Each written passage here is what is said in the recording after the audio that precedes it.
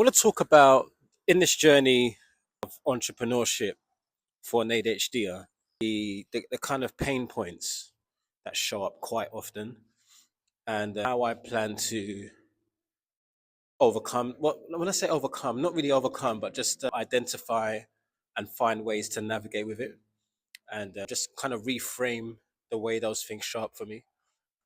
Ultimately, it comes down to just creating new habits, eliminating habits that are not serving you, just replacing habits, right? I'm finding it very interesting on this journey because as much as I've gone through this whole entire process of like just understanding my business model now, we've got to the point where we know exactly how I want to position myself on social media, how I want to be for the people in my community, and for my clients as well, right? Just everything. Just is obviously very, very clear now how we are going to deal with that. But what's coming up for me is just like some of the resistance. I just want to talk about that. And I want to talk about some of the traits that are starting to flare up that I want to start reframing.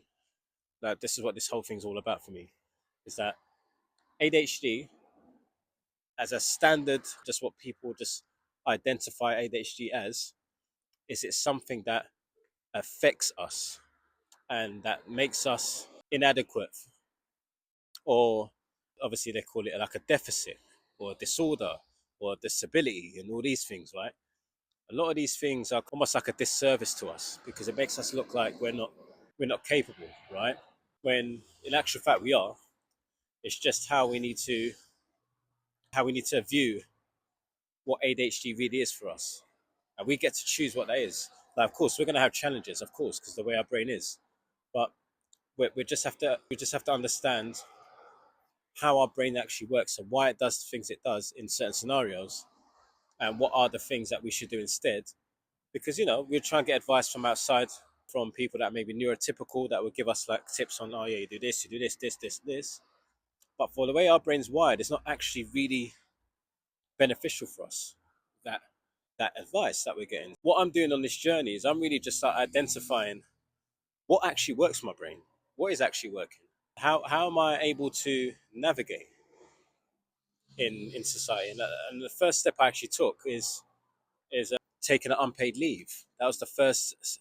That was initially the first. Well, the first real step I took was getting diagnosed, right? And then after that, it was about me just really exploring entrepreneurship and understanding that I love doing creative projects, but how can I manage the way that I deal with that? And then it transitioned into I actually need to do this full time, right? And then there was the challenge of I'm doing this full time now, and I've got all this time in the world to do such and such. But now there's a huge amount of distractions coming along on the journey that weren't there before because of the amount of time that I have now. And it then becomes a new bottleneck. It's a new problem. But essentially, when I was in my 9 to 5, the problem was time, right? And now all of a sudden, time is not the problem anymore. But yet it is the problem. Having too much of it is the problem.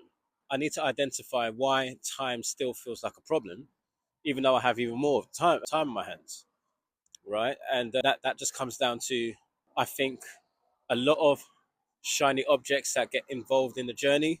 It's the prioritization of how your day looks. It's the, I would say, what else could I say? It's the underestimating how much time something's going to take.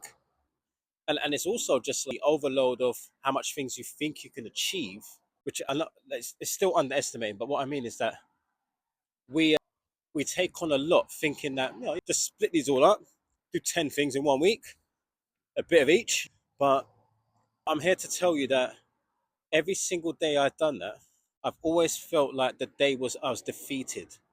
I've always felt defeated at the end of that day because I just felt like I didn't do enough. It's just got to be very intentional. It just needs to be very intentional what we're deciding to do and when we're going to do it and how we're going to do it. And it just has to be the least amount of friction as possible for those things as well, right? And what I'm finding now is that I'm going to be delegating quite a lot of my work now. That is killing a lot of my time, so that I have time to create content. because essentially this is all I really want to be doing is just pressing the record button and passing that on to my editor, and my editor just cleaning it up. Now that's really what I want in terms of content creation, right? And I don't want to. I'm actually going to reframe that. I'm no longer going to be using that type of wording where I speak in a negative about a want, not wanting something, because the universe doesn't understand that language.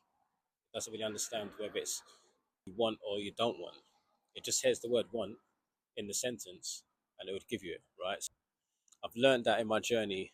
It's really important the way that we word things. Very, very important how we word things. And I just want this documentation, and I really want this to literally be a documentation, and not worry about anything, not worry about it being perfect, not worry about how many views, not worry about any of that stuff. Like, this is just a documentation. That's it. Literally, it's going to be sitting there forever, and people are going to find it when they find it, right? But I just think the key thing for me is that I get to just really identify what's actually been going on and catching things very early. And one thing that's there for me right now is that there's a book actually called The One Thing. The book called The One Thing is a book that I'm really going to be pulling a lot of concepts from, because it just makes a huge amount of sense for me right now. That's literally what's going on for me right now, is that I'm seeing that, like, a book like One Thing, what it's actually essentially helping us with is understanding that less is more. And it's really letting us know that as much as we really feel like all these things are important, there's only one true important thing that can be done. And for the ADHD brain, that could be quite challenging because we only prioritize the thing that we have our attention on. So if I was to space out now and put my attention on something like in a daydream, or just overthinking something, that's where my attention goes. That's where the priority comes in. That gets prioritized over, for example, I don't know, emptying the dishwasher, anything around the home. There's a lot of things that get forgotten in the home just because of this, right? And prioritization is is very, very challenging for us. All the things that are the really most challenging things for us and for myself, obviously, that I'm just diving into things that are really challenging for me.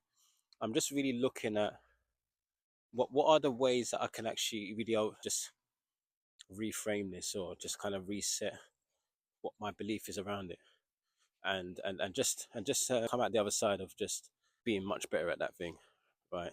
I'm gonna see how that goes on this journey, and I think that's all I'm gonna add on this.